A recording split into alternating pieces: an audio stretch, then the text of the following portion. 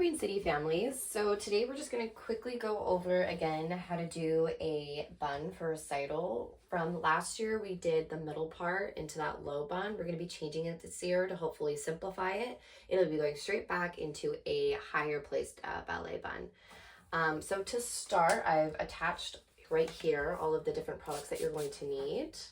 We're going to start with just really spraying down the head with water. I find this helps allow the products to come in.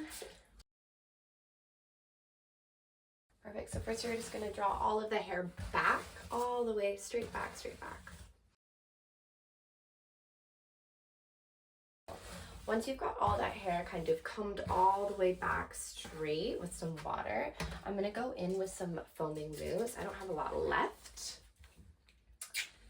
but I'm just going to go ahead and apply that all over the hair. It's going to seem like a lot of product, but the more that you add at the beginning of the hairstyle, the easier you're going to have at the end, so you're not having to use a bunch of hairspray to try to get all of those flyaways put away.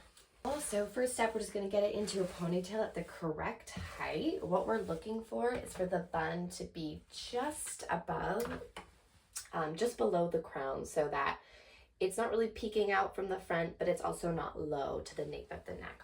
So over here, this is about how high we're going to get the ponytail. You're going to kind of go from the ear, you're going to go just ever so slightly upwards. If your child ends up having a lot of hair or they have lots of length or thickness, the bun will be larger. So you might want to pull it down just a little bit so that the bun isn't coming over to the top of the head. It's staying nice and in line. So you'll may have to maybe play around with that. All right, so first I'm going to secure this with a thicker elastic.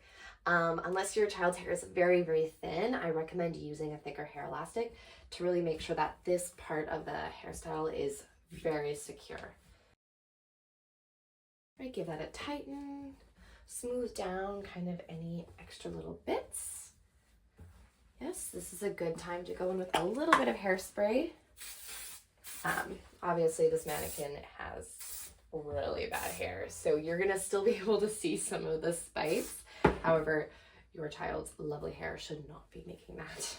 Okay, now we're gonna be moving on to the actual making of the bun. So this is gonna be very similar from my last video, but I will definitely go over it again.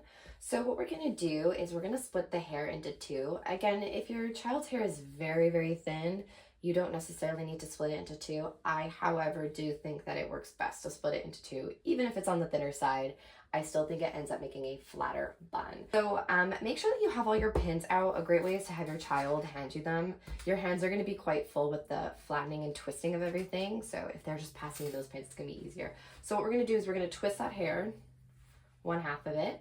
We're going to twist it up. And again, we're going for a flat bun. So we're going to pin it as we go. So off I would go. I pin the first one. So I'm going to think about putting it in straight towards the head and then pulling it back and then sliding it in. So I'll show that again. I'm pulling it straight towards the scalp, poke, and then I'm pulling it out towards the head is and sliding it down and in to secure. And I'm going to do quite a few. The more pins, the better. So again, towards the head, pull it and slide. I'm going to continue on wrapping that hair around the elastic. Perfect. And then we're going to go ahead and do this next section. So again, I'm going to twist. I'm going to start this one down.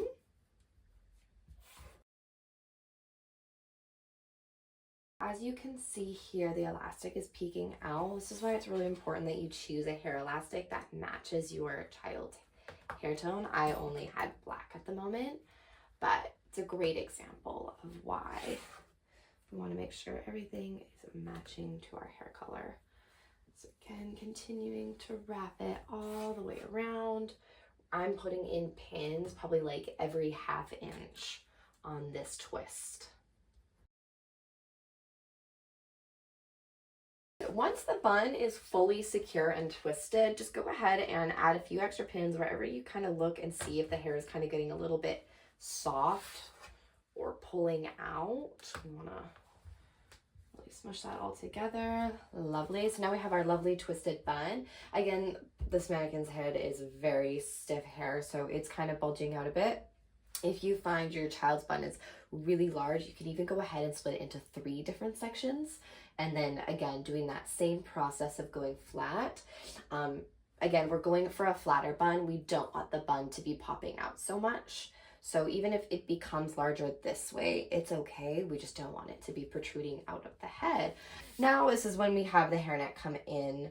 So again, we're going to be using the hairnet more as flyaway control and just that extra added secureness. We don't want to be putting this on before we have the bun secure. Mine is really horrible. It's got lots of little holes. Make sure that your hairnet is nice and new and fresh. It's going to make sure that all of these little flyaways that are kind of sticking out from the bun, especially the layers, is going to be secured with this. So what you're going to do is you're going to go ahead, pop that on. I'm going to do 1 twist. And again, if it doesn't have holes in it, it'll be so much better than what I'm using. Good. You're going to wrap it, pull around, and just take that little tail of excess and just going to squish it in there. And then we're going to go through that same process again with our V-pins. Now that that bun is secure, the last thing we would do is check it from all sides to make sure it's nice and flat. So again, you can see that it's kind of up from the ear. It's nice and flat, so that from our acro students, we can still do all of our headstands and our rolls.